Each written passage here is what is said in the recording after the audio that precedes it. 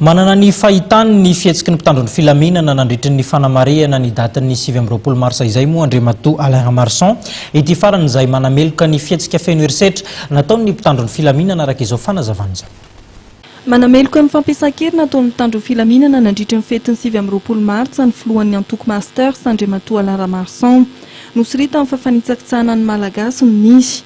Manoloana ny zava-misy, laza ihany koa Andriamatoa Alain Marsan fa natateraka filaharana eto andrenivohitra ato. Tsy azo mihitsy ary tena tohina mihitsy ny tena mety an'ireny fomba natao reny hoe mpitandro filaminana indray no manakana amin'ny malagasy hanome voninahitra ny razana iraisana.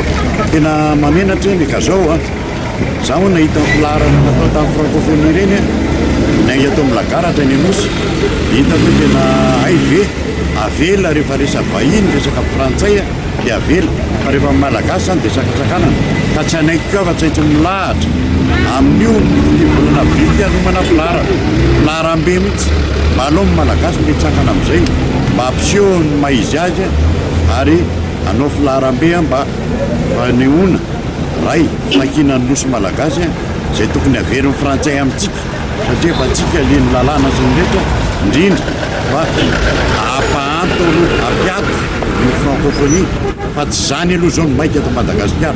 Ilaina aloha ny malagasy mba ajaina amin'ny sehatra iraisam-pirenena ary indrindra ilaina koa ny malagasy koa mila mahita ny anjara masoandro. Nambaran'ny filohan'ny antoko master fa tsy handeha irery ny teny ao anatin'ny hetsika ho toto-saina ny volana aprily zao. Iaraka amin'ity tanindrazana izy araka ny nambarany entina hanehoana firaisan-kina amin'ny volana aprily io.